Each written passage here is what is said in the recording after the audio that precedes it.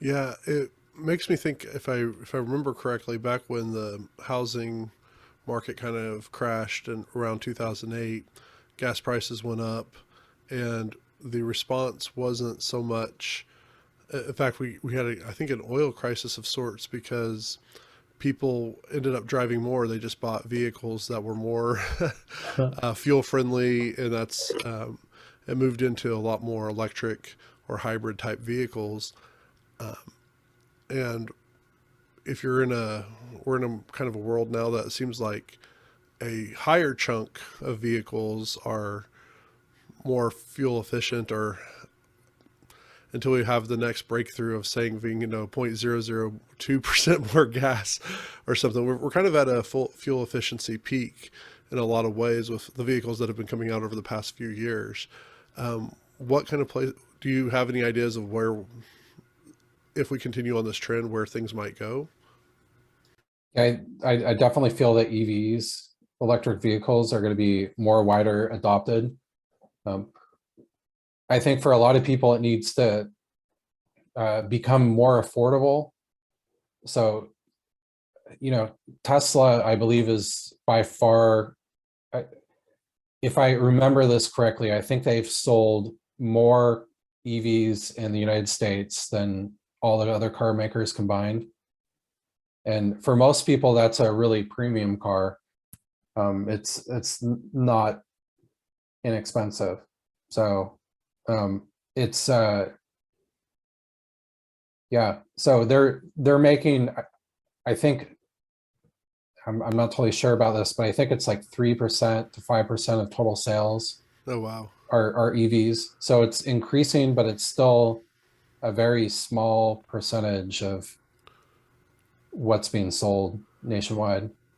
Okay, so I think this was you, and it might have been somebody else, but I think it was a couple years ago. It might have been, I think it was 2 years ago. I think it was after we started hanging out on Sundays more.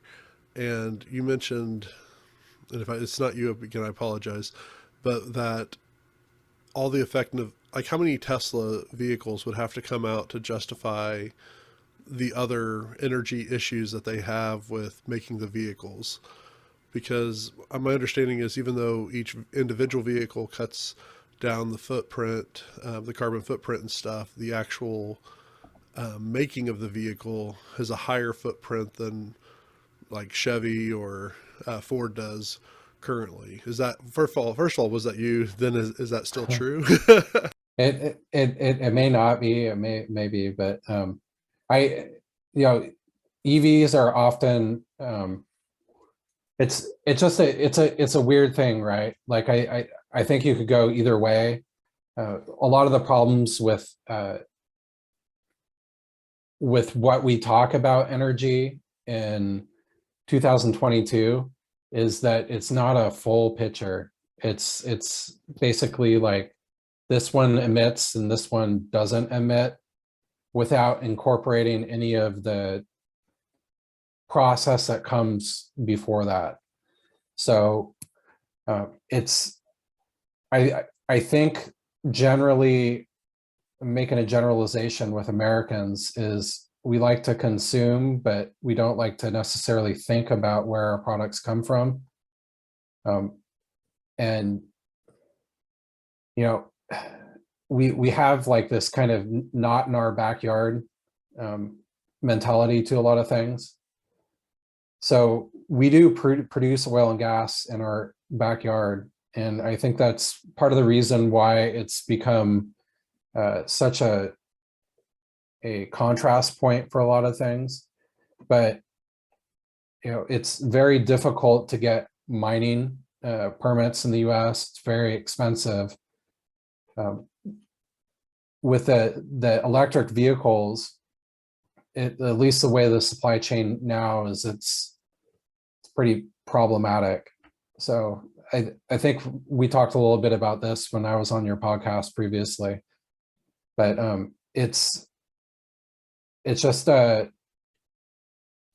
think generally I advocate for with like Canada and the United States, we're sitting on all these resources and we have a legal framework in these countries, the labor laws, where we can really produce stuff in a economical manner, and also have it be not exploiting countries and exploiting people. For instance, like the biggest producer in the world of cobalt is out of Democratic Republic of Congo. And there's like, you're welcome to go online and look at pictures, but a lot of it, they basically set up a few years ago a exchange where they've got the big cobalt miners. I think the biggest one there used to be owned by Freeport-McMoRan, but now they're owned by a Chinese company. And the rest of the extraction market there, for the most part, producing the cobalt, is these, I would say, boutique mines, where a lot of them are horrid conditions, incorporate a lot of child and slave labor, and it's just really kind of a dirty business. So these people can go and sell into this exchange and have that stuff be exported internationally. But there's just a lot of, same with like Kazakhstan and uranium. Like, they say that it's okay, but then everybody knows that it's just highly exploitive. It's dangerous, it's destroying the environment. And like, I don't really, essentially a lot of that is going to basically supply our consumption in the United States. And those factors are rarely talked about, nor are they really kind of seen for what they are. Right. And it seems like, now this is actually the consumer nature, the consumptive nature of Americans in particular, is something I probably actually spent more time on study.